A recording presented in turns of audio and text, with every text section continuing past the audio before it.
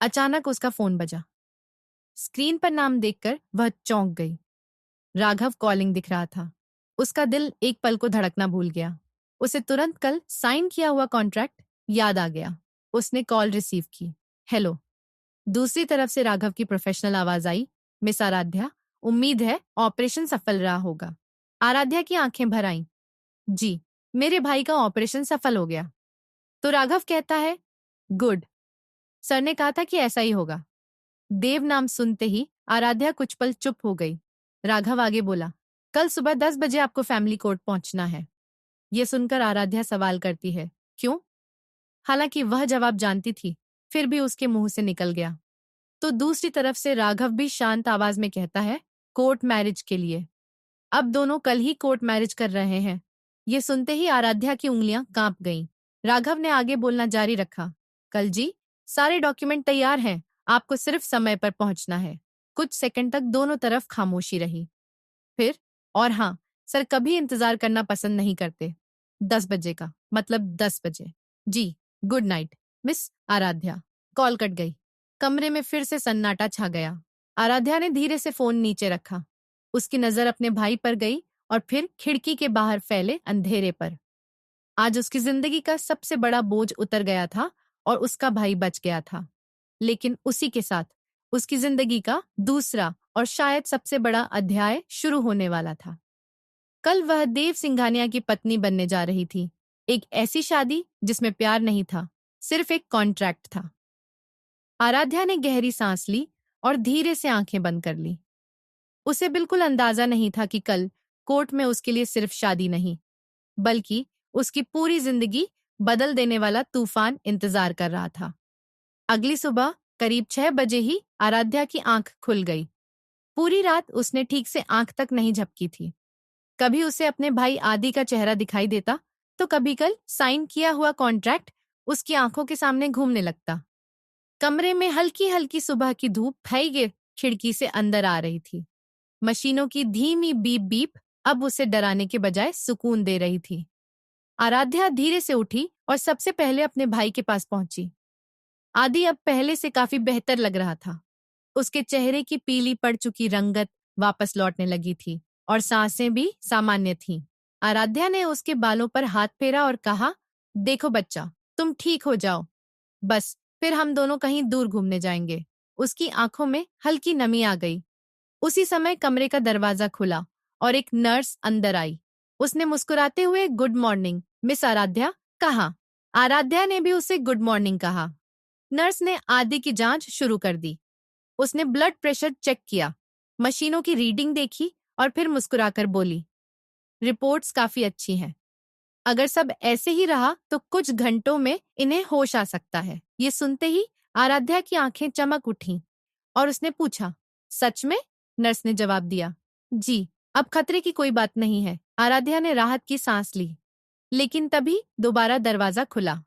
इस बार दूसरी नर्स अंदर आई, जिसके हाथ में एक बड़ा और बेहद खूबसूरत गिफ्ट बैग था। वह सीधे आराध्या के सामने आकर रुकी और बोली, मिस आराध्या, यह आपके लिए है। आराध्या ने हैरान होकर पूछा, मेरे लिए? तो नर्स ने कहा, जी, नीचे मिस्टर राघव देकर गए हैं। उन्होंने कहा है कि आप इसे पहनकर तैयार हो जाएं और ठीक 1 घंटे बाद नीचे आ जाएं। यह सुनते ही आराध्या का दिल एक बार फिर तेज धड़कने लगा। उसे तुरंत आज का दिन याद आ गया कि आज उसकी कोर्ट मैरिज थी। उसकी उंगलियां अनजाने में कस गईं, लेकिन उसने अपने चेहरे पर कोई भाव नहीं आने दिया और कहा, ठीक है। नर्स बैग देकर चली गई। कुछ सेकंड तक आराध्या बस उस बैग को देखती रही, फिर धीरे धीरे उसे उठाकर बाथरूम में चली गई। दरवाजा बंद करते ही उसने बैग खोला और अगले ही पल उसकी सांस अटक गई। अंदर एक बेहद खूबसूरत लाल रंग की साड़ी रखी थी, जिसके साथ मैचिंग चूड़ियां, चांदी की पायल, एक छोटा लेकिन बेहद नाजुक नेकलेस और साथ में एक सिंपल मेकअप किट थी। आराध्या कुछ क्षण तक उन्हें देखती रह गई। उसने जिंदगी में कभी इतने महंगे कपड़े नहीं पहने थे। उसकी उंगलियां साड़ी के कपड़े को छू रही थीं और उसके होठों से धीमी आवाज निकली, यह सब मेरे लिए। फिर उसने आईने में खुद को देखा और खुद को समझाया कि अब पीछे मुड़ने का कोई रास्ता नहीं है। आराध्या करीब 40 मिनट बाद जब वह तैयार होकर बाहर निकली तो खुद उसे यकीन नहीं हुआ कि आईने में दिख रही लड़की वही है। लाल साड़ी उसके गोरे चेहरे पर बेहद खूबसूरत लग रही थी। हल्की सी बिंदी, खुले हुए लंबे बाल, हाथों में लाल चूड़ियां और पैरों में पायल। वह बिल्कुल किसी नई दुल्हन जैसी लग रही थी।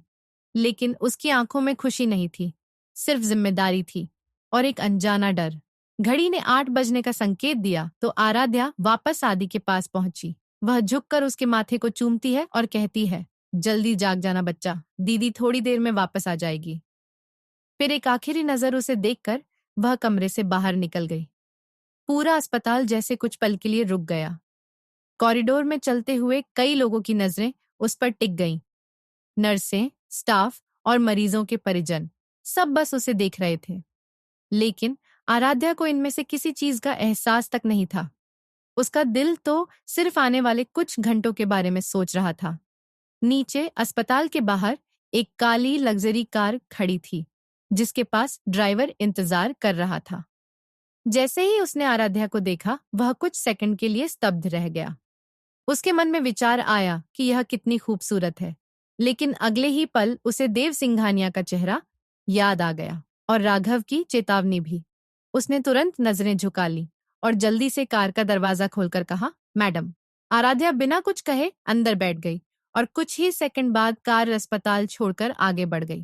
पूरे रास्ते आराध्या खिड़की के बाहर देखती रही। उसके मन में हजारों सवाल चल रहे थे कि क्या यह शादी सच में सही फैसला है? क्या वह इस नई दुनिया में खुद को संभाल पाएगी? और क्या देव कभी उसे इंसान समझेगा या सिर्फ एक कॉन्ट्रैक्ट? करीब 2 घंटे बाद कार फैमिली कोर्ट के बाहर पहुंची। समय था सुबह के 9:45। लेकिन वहां का नजारा देखकर आराध्या हैरान रह गई। आमतौर पर कोर्ट के बाहर वकील, मुवक्किल और पुलिस वालों की भीड़ रहती थी, लेकिन आज वहां सन्नाटा था। चारों तरफ सिर्फ काले कपड़ों में खड़े बॉडीगार्ड दिखाई दे रहे थे। ऐसा लग रहा था जैसे पूरी बिल्डिंग को खाली करवा दिया गया हो। तभी एक गार्ड आगे आया और उसने कार का दरवाजा खोला। आराध्या धीरे से नीचे उतरी। उसी समय कोर्ट की सीढ़ियों के ऊपर खड़े देव सिंघानिया की नजर उस पर पड़ी और वह कुछ पल के लिए उसे देखता ही रह गया। आज पहली बार उसने आराध्या को इस रूप में देखा था, लाल साड़ी में सिंदूरी आभा लिए और हवा में उड़ते बालों के साथ। देव की आंखें कुछ सेकंड के लिए उसी पर टिक गईं। वह उसे देखता रह गया और यहाँ तक कि उसे खुद एहसास नहीं हुआ कि वह क्या कर रहा है। वह आराध्या की खूबसूरती में इस तरह खोया हुआ था कि उसे पता ही नहीं चला कब आराध्या सीढ़ियों से होते हुए उसके सामने आकर खड़ी हो गई। वहीं देव सिंघानिया को अपनी तरफ देखते हुए आराध्या कहती है, मिस्टर सिंघानिया।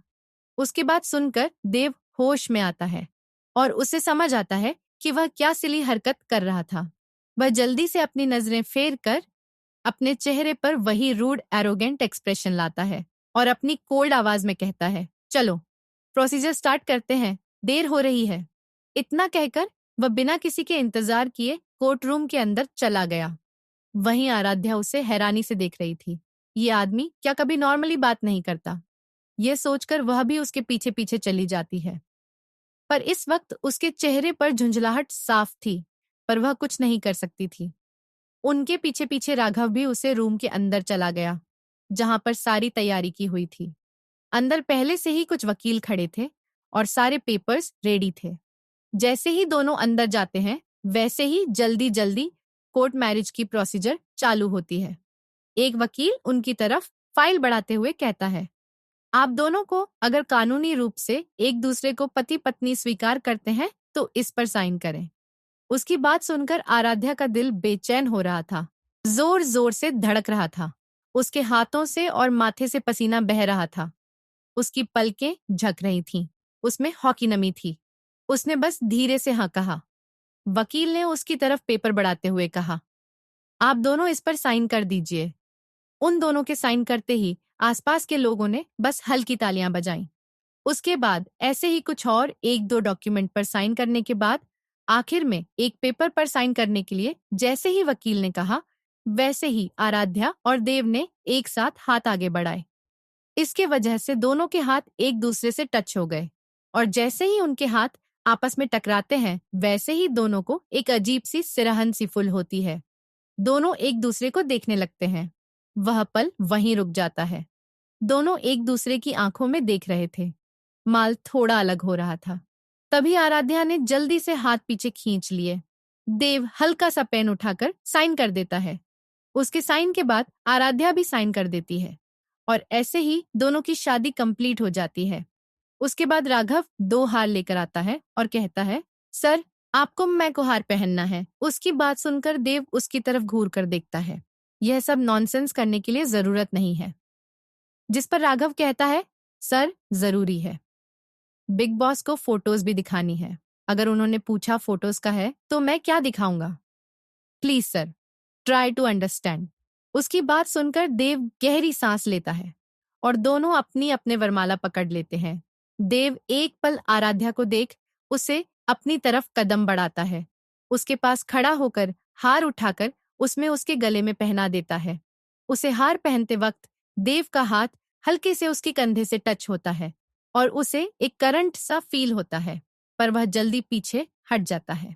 उसके बाद आराध्या, अब उसके पास भी कोई ऑप्शन नहीं था, इसीलिए वह भी आगे बढ़कर देव को हार पहनने के लिए हाथ बढ़ाती है। पर कहाँ, हमारी 5 फुट 3 इंच की आराध्या और 6 फुट 3 इंच का देव। आराध्या के तो हाथ ही नहीं पहुंच रहे थे। वह उसके सीने तक आती थी। उसे अपने पैरों की उंगलियों पर खड़े होकर उसे हार पहनना पड़ रहा था। देव इन सब पर ध्यान नहीं दे रहा था और ना ही उसका इंटरेस्ट था थोड़े में झुकाने में। इसलिए आराध्या अपने पैरों की उंगलियों पर खड़ी होकर उसे हार पहनने की स्ट्रगल कर रही थी। इसी बीच उसका बैलेंस बिगड़ जाता है और वह सीधा उसके ऊपर गिर जाती है। उसे गिरने से बचने के लिए देव जल्दी से उसे कमर से थाम लेता है।